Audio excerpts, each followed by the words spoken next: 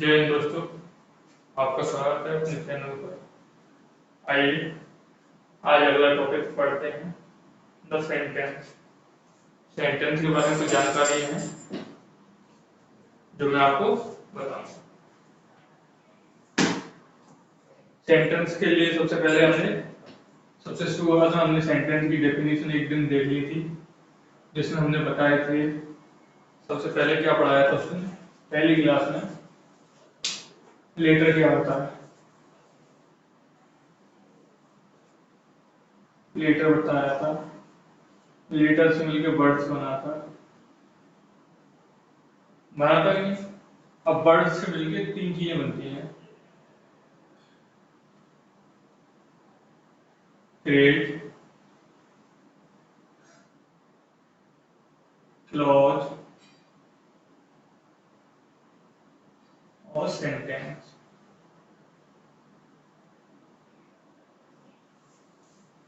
Basically आज हम sentence के बारे में जानेंगे, लेकिन फ्रेज और क्लॉज के बारे में थोड़ा थोड़ा समझने का प्रयास करेंगे। आप लेटर और वर्ड्स के बारे में आप जान चुके हो पहले ही। देखो, फ्रेज और क्लॉज और सेंटेंस में क्या रहता है। फ्रेज को हिंदी में कहते हैं वाक्यांश। शब्द से समझ में आ रहा है वाक्य का कोई अंश। क्लॉज क्या होता है, उपवाक्य। उपवाक्य। सेंटेंस क्या होता है, वाक्य। ठीक है ना, ये लिख लो। मैं मिटाता हूँ, एक आगे चार बना देता हूँ, नहीं बना लेता हूँ। देखो यहाँ लिख देता हूँ फ्रेज, क्लॉज और sentence.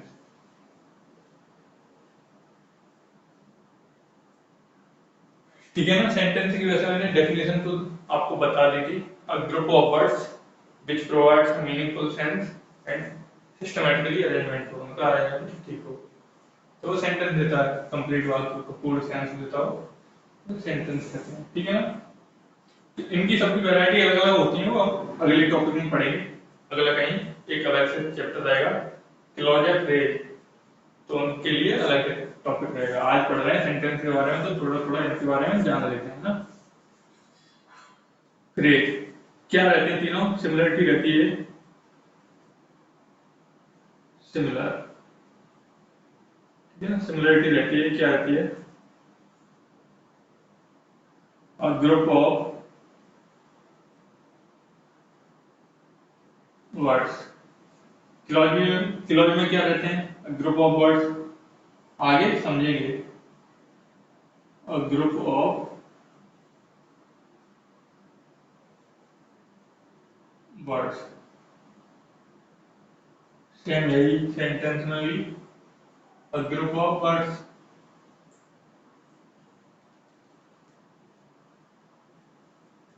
A group of words, ये तो बिल्कुल तीनों में सेम रहता है। तीनों में क्या रहता है, शब्दों का एक समूह रहता है। ठीक है ना। अंतर क्या रहता है इनमें, देखो, अ ग्रुप ऑफ वर्ड्स रहता है।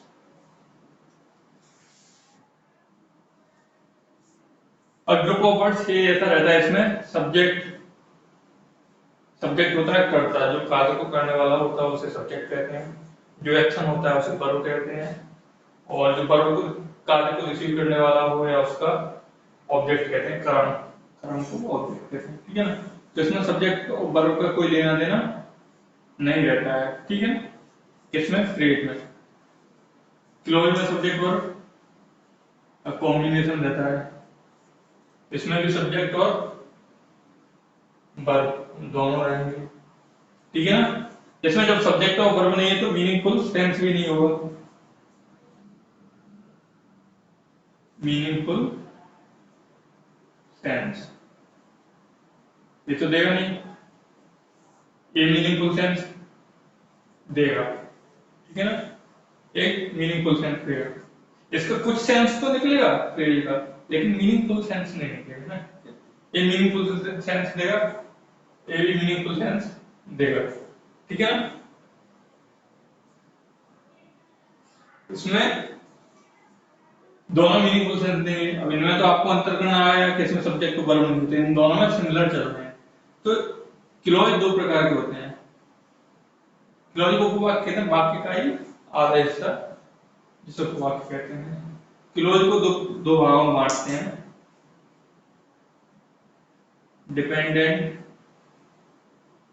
मतलब जो निर्भर करे, और एक इंडिपेंडेंट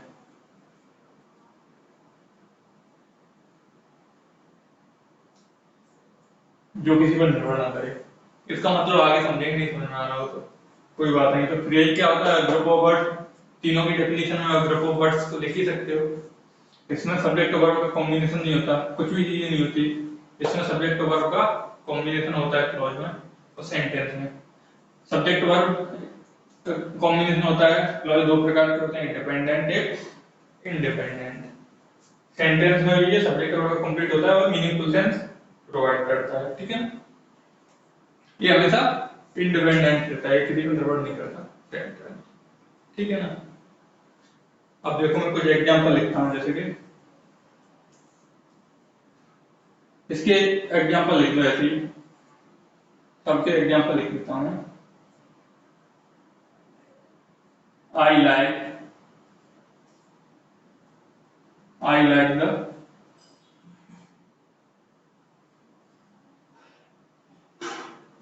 मैंगो,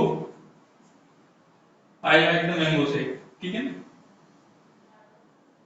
विथ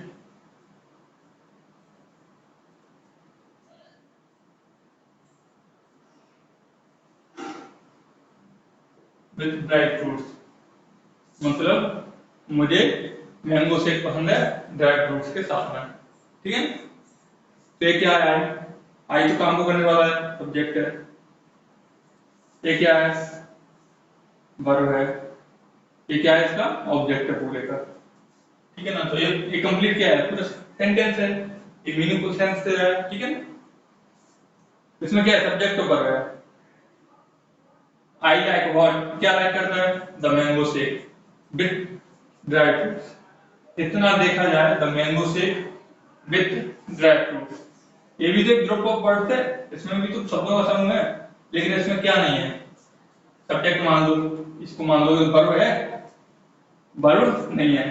तो ये क्या है? एक फ्रेज है। क्या है?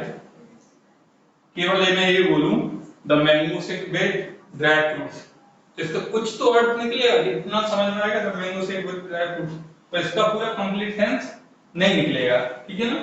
तो ये होता है फ्रेज। कौन सा फ्रेज है? फ्रेज की भी कैटेगरी होती है जो बाद में पढ़ेंगे, अभी बता देता हूं। नाम फ्रेज है क्योंकि नाम का काम करता है। ये पूरा ऑब्जेक्ट है, ऑब्जेक्ट नाम है, प्रोनाउन हो सकता है, इसलिए नाम फ्रेज है। ये बाद में पढ़ेंगे, कोई दिक्कत नहीं है, समझ लो ये फ्रेज है। क्यों?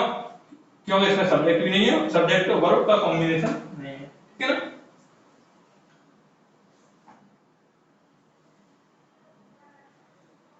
फ्रेज, हाँ। एक और एग्जांपल लिख लो।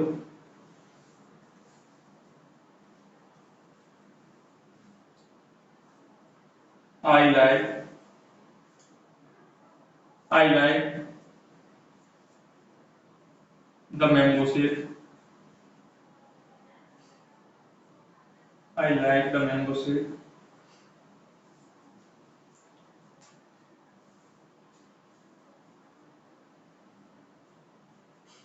which has which has dry fruits. इसमें क्या अंतर है? सब्जेक्ट इसमें भी है, इसमें भी है, तो ये तो क्या है? पूरा सेंटेंस है, पहली बात तो पूरा वाक्य मीनिंगफुल सेंस दे रहा है। ठीक है ना। और इसको तोड़ तोड़ के देखें, मैं केवल अधूरा हिस्सा देखूं। आई लाइक, क्या लाइक कर रहा है? द मैंगो, मैंगो से ना, ये ऑब्जेक्ट है। इसका ये सब्जेक्ट हो गया, विच हैज क्या है? वर्ब है। ठीक है ना, वर्ब का ये ऑब्जेक्ट हो गया। इसका सब्जेक्ट कौन है? विच किसके लिए है? इसके लिए। तो इसमें क्या आ गया? ये सब्जेक्ट और वर्ब हो गया ना, सब्जेक्ट प्लस वर्ब हो गया। ये क्या है? विच है ड्राई फ्रूट। तो ये पूरा सेंस दे रहा है, मीनिंगफुल सेंस। अकेला है ये कौन सा, ये क्या है, क्लोज, इसमें क्या है, सब्जेक्ट और वर्ब, ठीक है ना। ये भी मीनिंगफुल सेंस दे रहा है, फ्रेज तो हो नहीं सकता, तो फ्रेज में सब्जेक्ट और वर्ब नहीं होते, जिसमें तो सब्जेक्ट भी है और वर्ब भी है। मैं केवल इतनी बात कर रहा हूँ इतने वाले सेंटेंस की, अगर इसे हटा दो तो, ठीक है ना। केवल ये लिखूंगा द मैंगो से विच हैज ड्राई फ्रूट्स, तो इसमें क्या है, द मैंगो से एक सब्जेक्ट है, वर्ब भी है, तो ये क्या है, या तो सेंटेंस होगा या क्लोज होगा, दो ही चीज हो सकते हैं, क्यों, सब्जेक्ट और वर्ब है तो।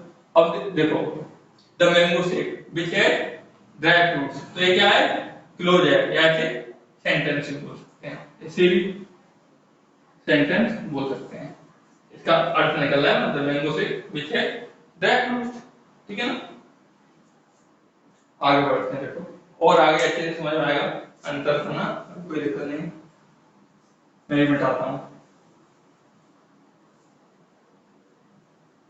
मैं केवल फ्रेज और क्लॉज अभी डिटेल में समझेंगे, अभी कोई दिक्कत नहीं है, अभी समझ में नहीं आया तो कोई दिक्कत नहीं है, अभी केवल हम सेंटेंस है, हम सेंटेंस पढ़ेंगे। आज क्या पढ़ेंगे, सेंटेंस। आज का टॉपिक क्या है, सेंटेंस।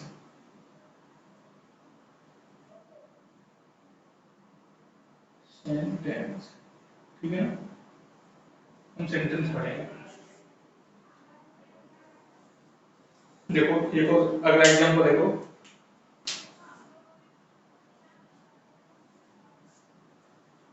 देखो मैं केवल मैं ऐसे समझाऊं, केवल मैं ऐसे लिख दूं, इन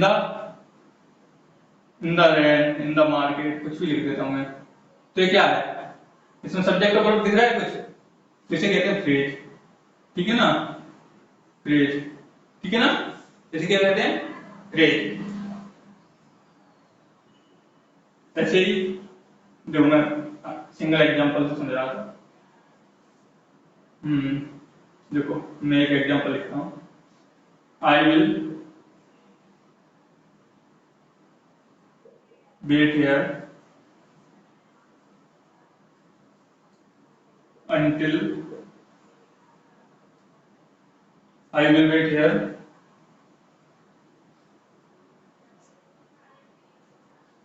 I will wait here until she accepts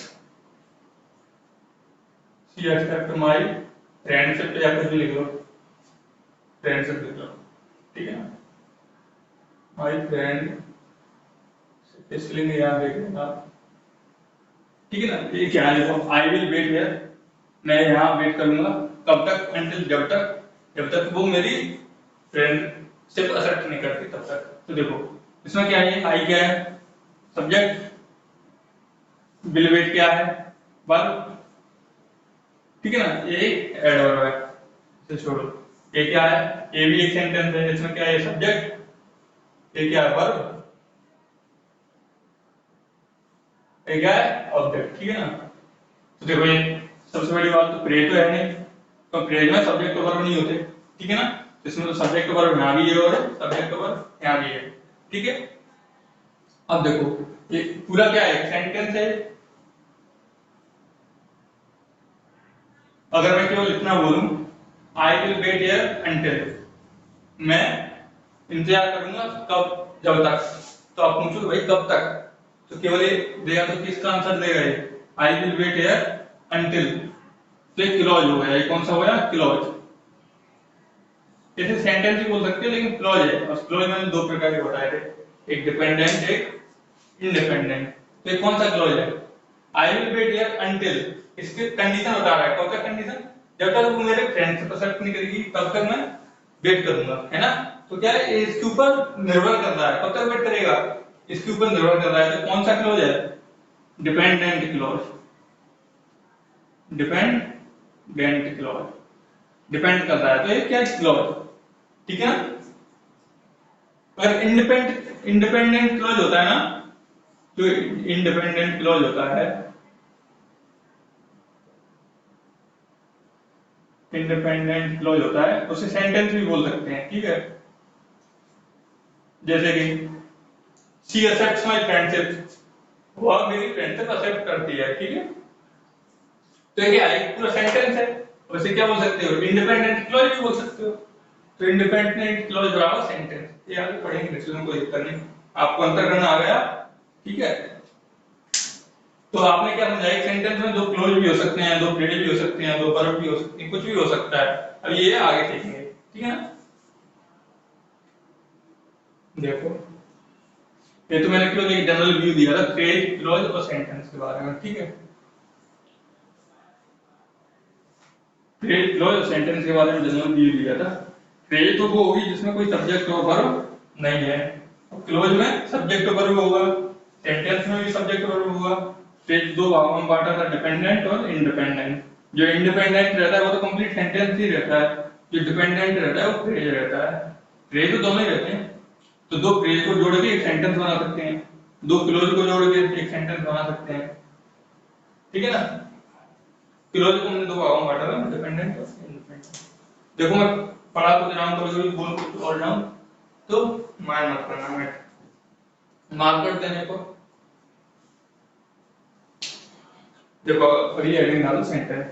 sentence की डेफिनेशन तो क्या लिखोगे आप, ग्रुप ऑफ वर्ड्स कोई जो विच प्रोवाइड मीनिंगफुल सेंस, ठीक है ना। और फुल स्टॉप लगता है सेंटेंस में, क्या है फुल स्टॉप लगता है या क्वेश्चन मार्क लगता है, ये सब सेंटेंस रहते हैं, ठीक है। सेंटेंस के बारे में अभी डिटेल में जानते हैं।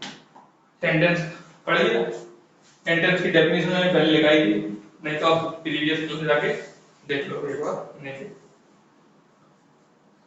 सेंटेंस दो स्ट्रक्चर बताता हूँ सेंटेंस को बनाने के। जनरल कुछ स्ट्रक्चर होते हैं और बनावट कुछ नियम आधार होते हैं, उन्हें बताता हूँ मैं।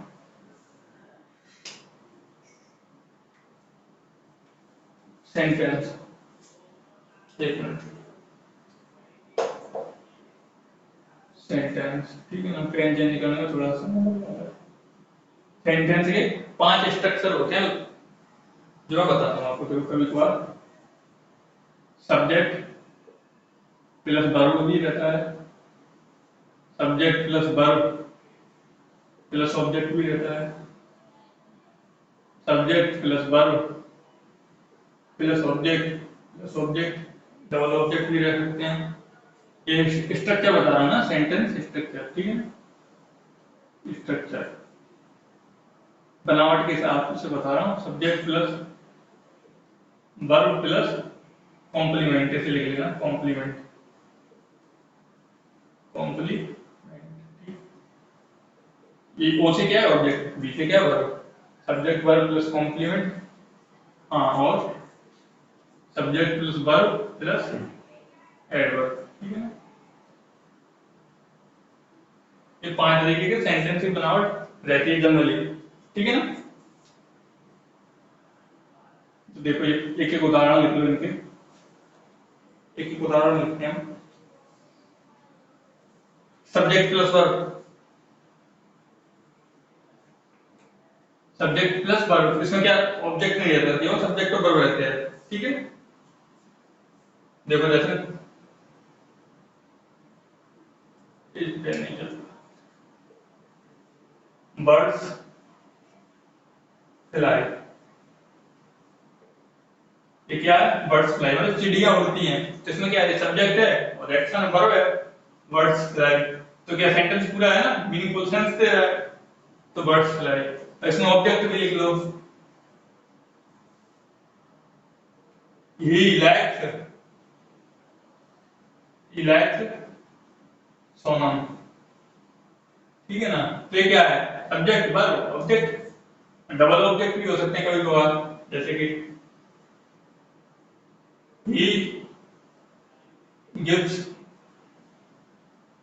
अ book, he gives a book to Ram, उसने किताब दी। देखो ये क्या सब्जेक्ट, ये क्या वर्ब, ये क्या है ऑब्जेक्ट, और ये क्या है object, he gives to Ram a book, ठीक है ना। किसको दी, क्या दिया, बुक दिया और राम को दी, ठीक है। ये क्या कॉम्प्लीमेंट, कॉम्प्लीमेंट को कभी कभार एडजेक्टिव भी बोलते हैं ना, ठीक है ना। ये उसके बारे में एडिशनल इंफॉर्मेशन बताता है सब्जेक्ट के बारे में, किसके बारे में, सब्जेक्ट के बारे में। जैसे कि ही इज स्लो, स्लो क्या है यहाँ पे, एडजेक्टिव है ना, क्योंकि कौन स्लो है, ही स्लो है, तो ही के बारे में जो बस बताएगा वो एडजेक्टिव होगा। वो आगे बढ़ाएंगे, कोई दिक्कत नहीं, समझ में नहीं आ रहा हो तो केवल एक है सब्जेक्ट, एक वर्ब, ये एडजेक्टिव या कॉम्प्लीमेंट, ठीक है ना। और subject plus verb plus adverb, इसका भी देख लो। He works, he works slowly. और स्लोली किसे किसके लिए आया है, वर्क्स के लिए आया है, ही के लिए नहीं आया है। तो ये क्या है, एडवर्ब, ये क्या है एडवर्ब, ये क्या है एडजेक्टिव, ठीक है ना, या कॉम्प्लीमेंट बोलते हैं इसे, ये सब्जेक्ट वर्ब। फिर 5 तरीके के स्ट्रक्चर रहते हैं और 5 मैंने एग्जांपल्स आपको दे दिए, ठीक है ना, उतार लिया आपने। चलो अगला देखो, इसी का देखो, अब सेंस या मीनिंग क्या आता है, तो सेंटेंस को हम 5 भागों में विभाजित करते हैं। बच्चों वाली जो बुक होती है या कोई बुक, किसी किसी बुक्स में 4 प्रकार के सेंटेंस दिए होते हैं, ठीक है। तो हमारे हिसाब से 5 रहते हैं सेंटेंस। देखो मैं लिख देता हूँ, ए फिल कर दिया,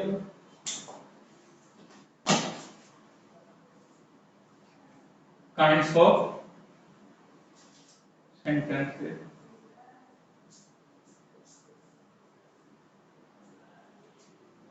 काइंड्स ऑफ सेंटेंस, ठीक है। तो 5 प्रकार के सेंटेंस रहते हैं अपने हिसाब से। देखो पहला रहता है असर्टिव, पहला रहता है असर्टिव, कौन सा असर्टिव, इसे और क्या बोलते हैं, डिक्लेरेटिव, ये चीजों को कथन को डिक्लेयर करता है, डिक्लेरेटिव बोल देते हैं, ठीक है ना। असर्टिव, डिक्लेरेटिव,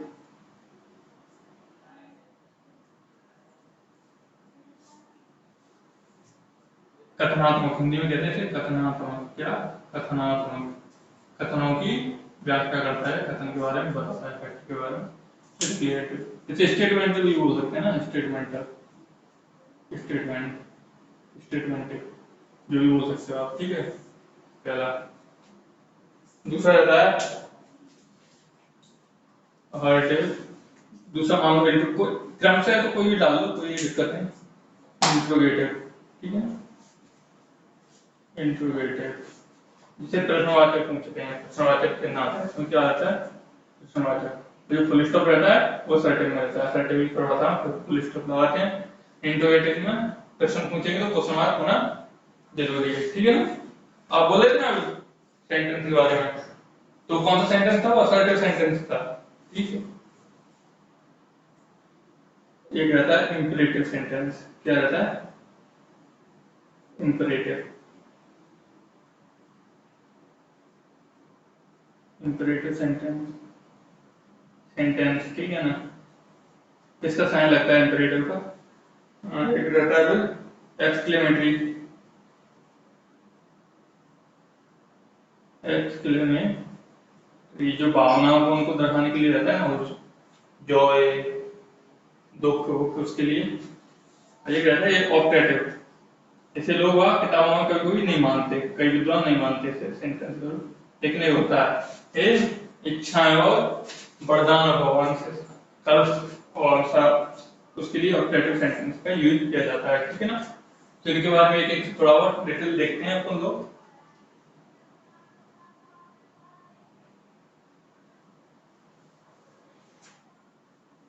ठीक है ना, इंट्रोगेटिव प्रश्नवाचक कहते हैं, हिंदी में लिखना चाहो तो हिंदी लिख लो, नहीं तो कोई दिक्कत नहीं। एक प्रश्न पूछने का काम करता है प्रश्न में, क्वेश्चन है, और प्रश्न इसमें 2 प्रकार से पूछते हैं, एक तो ऑक्सिलरी वर्ब, जो वर्ब होती है वर्ब को आगे ले लेते हैं, एक क्वेश्चन WH फैमिली से जो बिलोंग करते हैं, जैसे कि व्हाट, हु, whom, which, जो क्वेश्चन पूछने का काम करते हैं उनसे स्टार्ट कर देते हैं, ठीक है ना। इंपरेटिव जो आज्ञा सूचक, जो ऑर्डर और उनके लिए फॉलो होते हैं, ठीक है, आज्ञा सूचक, इन्हें क्या लिखते हैं आज्ञा सूचक।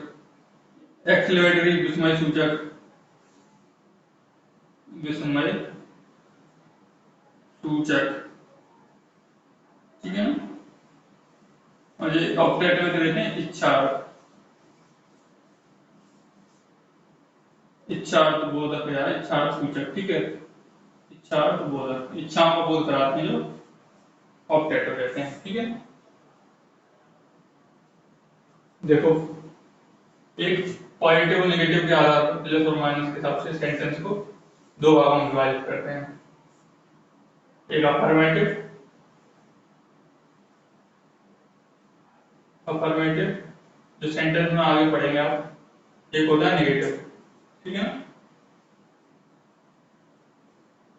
ये किसे बांट रहे हैं, सेंटेंस को बांट रहे हैं अपने।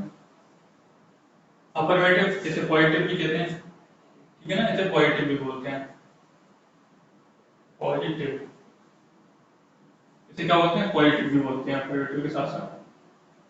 तो अफर्मेटिव पॉजिटिव जनरल वाक्य रहता है, वो अफर्मेटिव वाक्य जो जैसे कि पॉजिटिव सेंस देता है वो पॉजिटिव, और उसमें नेगेटिव सेंस देता है वो नेगेटिव। नेगेटिव दो तरीका से बनता है, या तो नेगेटिव के लिए नॉट लगाते हैं वर्ब के साथ, या फिर नेगेटिव वर्ड डाल देते हैं, नेगेटिव वर्ड, जैसे कि नेवर, नो, सेल्डम। कोई बात नहीं, ये वर्ड आगे सिखाएंगे, तो मैं जनरली व्यू बता रहा हूँ। नेगेटिव वर्ड वर्ड डाल देते हैं नेगेटिव सेंस करने के लिए, ठीक है ना। तो आप बता लीजिए, बताओ कौन।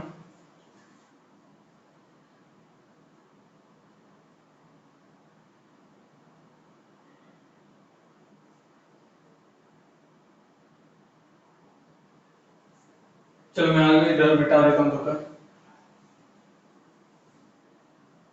देखो कोई दिक्कत हो तो आप बताना, थोड़ा सा समय लग रहा है और आज आवाज का भी बताना। देखो बोलने में भी थोड़ी थोड़ी होती है अभी, तो आगे से देखेंगे इम्प्रूव होगा धीरे धीरे।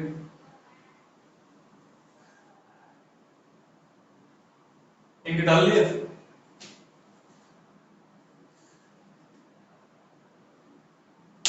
पहले पढ़ रहे हैं अपन असर्टिव सेंटेंस, ठीक है ना। शुरुआत करते हैं असर्टिव से, चल ही नहीं रहा है।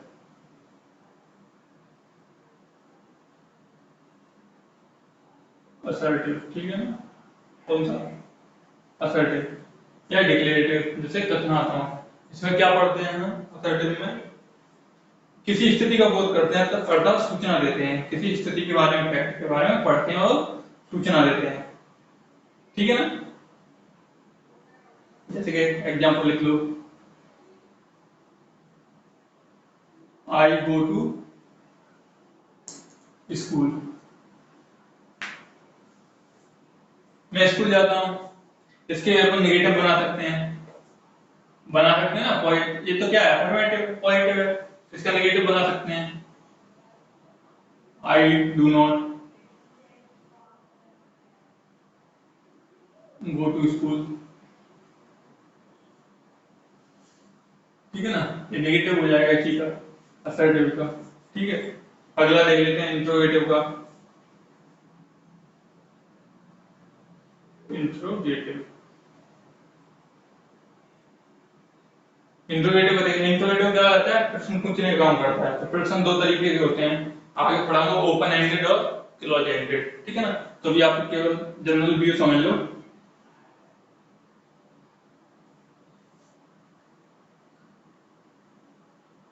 ऐसा वाक्य जो प्रश्न पूछने के लिए प्रयोग होते हैं इंट्रोगेटिव सेंटेंस कहलाते हैं, ठीक है ना। इसमें सबसे पहली बात, इंट्रोगेटिव साइन लगाना होना चाहिए, जो क्वेश्चन मार्क रहता है ना, वो लगाना चाहिए। देखो जैसे आप पूछते व्हाट इज योर नेम, ठीक है ना, what is your name, question mark. तो ये किससे शुरू हुआ है, व्हाट से, डब्ल्यू एच फैमिली से बिलोंग करता है व्हाट, ठीक है ना। तो ये क्या पूछ रहा है, क्वेश्चन पूछ रहे हो ना, तो आपसे पूछूंगा तो आप कोई भी जवाब दे सकते हो, राम, किसी का नाम श्याम होगा, कुछ भी जिसका नाम अलग अलग होगा, ठीक है ना, ठीक है। अब मैंने एक सवाल पूछा, are you like, are you like reading, तो आपका क्या जवाब हो सकता है, क्या तुम्हें पढ़ना पसंद है, रीडिंग करना पसंद है। तो आप क्या जवाब दोगे, या तो यस या नो, या तो यस या नो, ठीक है ना। तो दो प्रकार के क्वेश्चन रहते हैं इसमें, एक तो डब्ल्यू एच वाला एक ऑक्सिलरी वर्ब जो आगे रहती है, ठीक है ना। इस ऑक्सिलरी वर्ब जो आगे रहती है उसके दो ही क्वेश्चन आंसर दे सकते हैं आप, एक यस एक नो, ठीक है ना। इसे ही मैं बता देता हूं, इसे ओपन एंडेड कहते हैं, ओपन एंडेड, क्योंकि इसमें कुछ भी जवाब हो सकता है। ओपन राम श्याम कुछ भी पूछोगे तो अलग अलग जवाब होगा, इसमें केवल दो ही जवाब होते हैं, इसलिए इसे क्लोज एंडेड कह देते हैं, क्लोज एंडेड, ठीक है ना। इंट्रोगेटिव में बता दिए, इनके आप नेगेटिव भी बना सकते हो कोई भी सेंटेंस का। Are you not like reading, इसका इंट्रोगेटिव नेगेटिव बन जाता है, इसीलिए इसे क्या भाव में हम कभी कभी बोल देते हैं इंट्रोगेटिव। इंट्रोगेटिव क्वेश्चन पूछने का काम करता है। और एक और बना देते हैं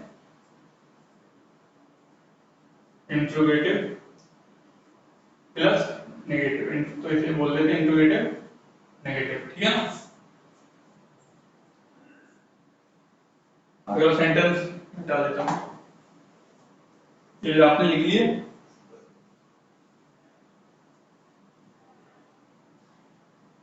अगला इंपेरेटिव सेंटेंस, जो आज्ञा देता है, ऑर्डर फॉलो करता है, उसे लिए इंपेरेटिव सेंटेंस यूज करते हैं, ठीक है ना। इंपेरेटिव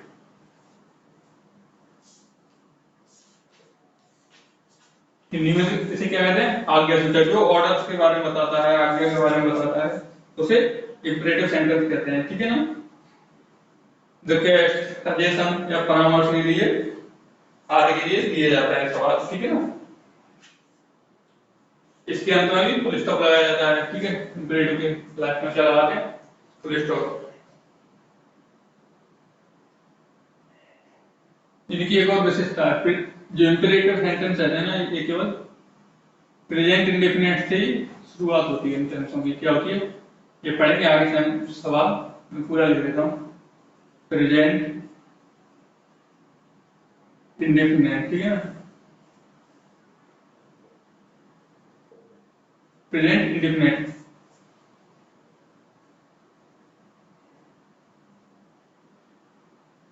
ऐसे ज्यादातर ऐसे वाक्यों में सब्जेक्ट लुप्त रहता है, मतलब छुपा रहता है, सब्जेक्ट होता तो है लेकिन वो उसे छुपा देते हैं, लुप्त रहता है इंपेरेटिव सेंटेंस में।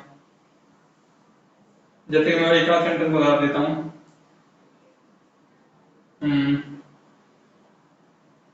कीप क्वाइट, बोलते हैं ना कीप क्वाइट, कीप क्वाइट बोलते हैं कभी कभी, लिसन टू मी बोलते हैं कभी कभी। इसमें सब्जेक्ट तो होता है और बोलने वाला खुद है, काम करने वाला हमें खुद, यू क्या रहता है, इसमें साइलेंट रहता है जो दिखता नहीं है, तो इसमें इंपेरेटिव सेंटेंस होते हैं। एक सबसे क्या है, प्रेजेंट इंडेफिनिट की पहचान क्या होती है, वर्ब में ऐसे यस लगता है, ठीक है। सिंगुलर वर्ब होती है तो प्लूरल होती है तो फर्स्ट फॉर्म रहती है, ठीक है। तो keep quiet, listen to me ये प्रेजेंट इंडेफिनिट की वाक्य हैं। अगला क्या है, एक्सक्लेमेटरी। अगला क्या है, एक्सक्लेमेटरी।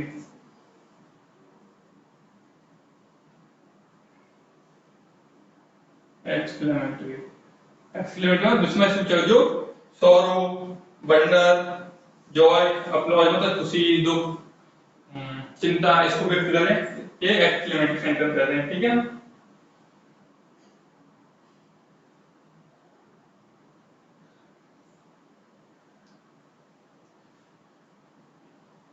जैसे कि मैं एक उदाहरण देता हूं आपको,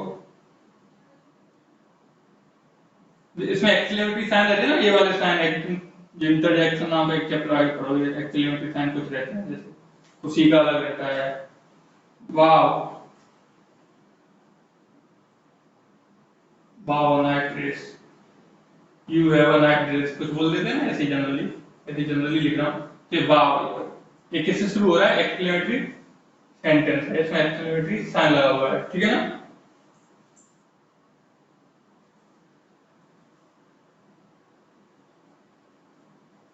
हाउ फास्ट ही ड्राइव्स, अगला एग्जांपल है हाउ फास्ट ही ड्राइव्स। अचंभित हो रहा है, वो क्या हो रहा है, अचंभित, तो अचंभित, ठीक है ना, how fast he drives.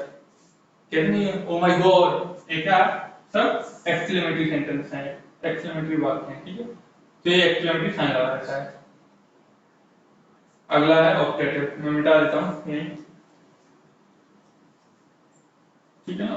Optative ये लोग बुक से मानते नहीं है। एक्सक्लेमेटरी दो तरीके से लिख सकते हैं, या तो ये लिख लो, ठीक है। कभी कभी इनको व्हाट के साथ वर्ब का प्रयोग नहीं होता, जैसे कि वही मैंने बताया, कभी कभी इसमें वर्ब का प्रयोग नहीं होता। ओ माय गॉड में क्या हो रहा है वर्ब का प्रयोग, बोलते हैं ना oh my God, oh my God, इसमें वर्ब का भी प्रयोग नहीं होता, तो कभी एक्सक्लेमेटरी सेंटेंस से होते हैं, ठीक है ना। और क्या है ऑपरेटिव, ऑपरेटिव ऑपरेटिव सेंटेंस वो सेंटेंस होते हैं जिसमें वरदान, इच्छा, अपनी इच्छा हो, किसी को आशीर्वाद देना हो, किसी को कर्ज देना हो, शराब देना हो, अवसर देना हो, उसके लिए यूज होते हैं ऑपरेटिव सेंटेंस, ठीक है। तो अधिकतर इनका एक स्ट्रक्चर रहता है, जैसे कि अपन कहते हैं ना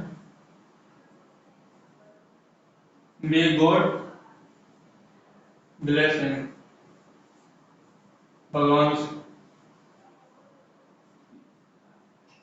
मे यू लिव लॉन्ग बोल देते हैं, may God you live long, है ना। मे गॉड ब्लेस हिम, भगवान से आशीर्वाद दे, ठीक है।